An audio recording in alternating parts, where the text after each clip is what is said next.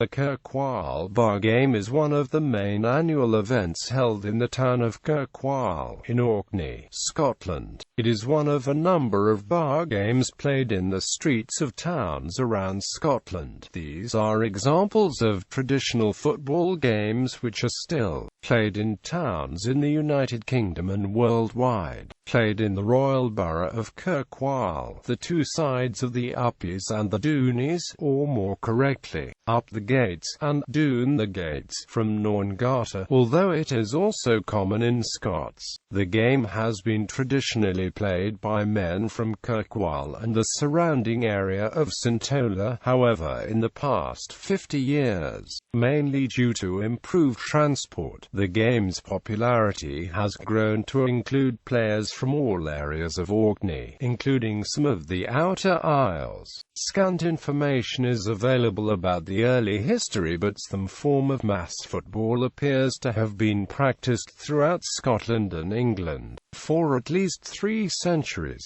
Records from 1797 indicate that football is the principal diversion of the common people, which they practice with great dexterity. There is speculation that the game in Kirkwall may have its roots in folklore based on the tale of Sigurd and the Orkney saga. Boys' Bar. The Boys' Bar, as the name suggests, is restricted to those aged 15 years and below. There is no restriction on the lower age limit, and small boys of sometimes as young as 5 years old can be seen around the edges, making the first tentative steps into the game. The Boys' Bar is thrown up from the Market Cross on the Kirk Green on front of St Magnus Cathedral at 10:00. The start time recently having been moved from 10:30 due to the Boys' Bar having a tendency to last longer. The boys' game, like the men's, has grown in size and popularity in recent years, and the number of boys participating can number over 100. The Boys' Bar has been known to last as little as 4 minutes or as long as 5 hours.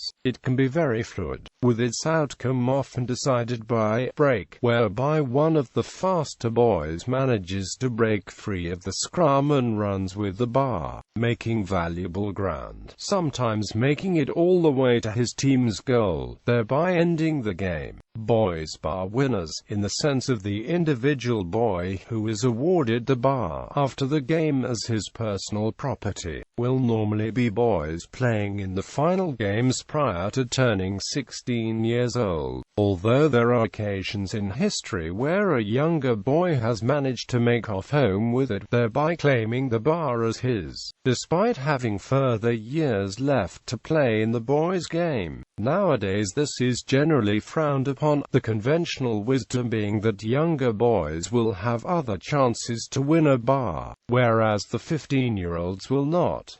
Although a great honor, winning of Boys' Bar does not affect status when moving up to the men's game. All young players are considered equal and must prove themselves on their individual performances in the men's bar. Indeed, many players who were prominent in the boys' game prove to be otherwise when they step up to the men's game, and vice versa. Men's Bar. The men's bar is thrown up also from the Market Cross when the cathedral bell strikes 1300. The person chosen to throw up the bar, or begin the game, is usually an older bar stalwart, but the honor is occasionally given to some local public figure. The waiting scrum can number up to 350 men and can be a sight to behold. Once thrown up, the bar disappears into the scrum and much surging play occurs while the two sides weigh each other up and determine who has the weight on their side on this occasion. Much exciting surging and turning play often occurs on this wider part of the street, which can frequently determine the final outcome. Occasionally the bar appears out of the scrum and someone makes a dash through the crowds of spectators. To the casual onlooker this can happen at any moment, but the seasoned bar watcher could often see what is happening long before the bar suddenly erupts. Breaks sometimes occur on Broad Street, but can occur anywhere where one side gains sufficient control of part of the scrum. The Doonies have the benefit of a flat push to Albert Street, while the Uppies have a hard push up to the top of Tankernes Lane. The game may also go down one of the flagstone lanes, or down Castle Street onto the open Junction Road. Once there, either side may gain the upper hand by means of a smuggle and run, or the scrum may become immobile in one of the many closes in yards. However, if the Uppies manage to enter Victoria Street, or the Doonies Albert Street, the opposition have a much harder time, due to the narrowness and the press of often many hundreds of keen spectators. All the same, the bar may be restricted for several hours in any of the many lanes, and neither side ever gives up the struggle until the goal is reached. Women's bar. Immediately after the end of World War II, there was a movement to establish a bar game for women in Kirkwall. There were only ever 2 women's bar games played, on Christmas Day 1945 and New Year's Day 1946. The 2 games played did not follow the pattern of the men's game and were very much running games. The women's game was abolished in subsequent years. History records the reasons for its discontinuation as being a general public dislike for female participation in a very physical and public spectacle. The attitudes of the time being that it wasn't ladylike. Goals. The Doonies' goal is the sea, normally within the basin of the harbour, but so long as it is immersed in the salt water of Kirkwall Bay. The bar has gone Doon. The Uppies must round the Lang, or Mackinson's Corner at the junction of Main Street with New Scarpa Road, opposite the Catholic Church, which was the site of the old town gates in bygone times.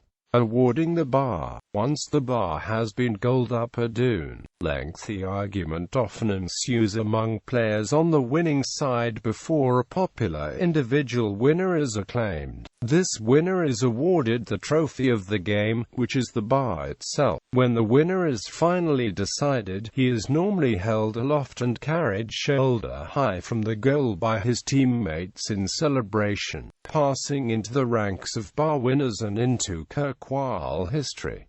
To stalwart bar players, the ultimate honor is to be awarded a bar. To have any chance of this honor, a player generally has to have played consistently well for a long period of time. Bar winners range from outstanding players in their early 30s to veterans in the mid to late 40s. There are several players who are what is known as a double winner, in that they have been awarded both a boys' bar and a men's bar during their playing careers. Uppie or Dooney. Originally, the side any individual played on was decided by whether he was born up at Doon-the-Gates, but when Kirkwall's Balfour Hospital was built in the 1950s, the majority of babies were born there, thus giving a heavy bias to the Uppies. This led to a swing toward family allegiances, meaning players played the same way as the forebears. This tradition continues to this day. For non-Orcadians or fairy loopers, or indeed anyone with no family history in the game, and often people from the Isles or rural areas, the side is determined by the route taken on the first arrival in Kirkwall. Safety. The game has no official rules, but there is a code of honor among players whereby certain acts are considered strictly unacceptable. This code is generally adhered to extremely well by those who play the game, and as a result the game is self-regulating and self-policing, requiring no intervention from outside parties. The game's popularity in recent times has led to the scrum of men becoming very large, with up to 350 men playing at any one time. Forces within the scrum can be enormous, with broken and cracked ribs not uncommon. The scrum will collapse often during the game, at which point players are generally very good at ceasing play and aiding teammate and opponent alike to regain the feat. Camaraderie within the game is excellent, although as with any highly physical male pursuit, tempers can flare. Such incidents are quickly extinguished by fellow players and grudge charges are not held. The participation of visitors in the game is not encouraged, mainly for safety reasons but also as Orcadians are very protective of the tradition and do not wish to see it become a pursuit for adventure tourists, as has happened with several other UK traditional bowl games. The current scrum has become very large and those associated with the game believe that further players, particularly ones who have no appreciation of the dangers, tactics, allegiances or history of the game, will be no asset from a safety point of view. This view is endorsed almost universally throughout the game.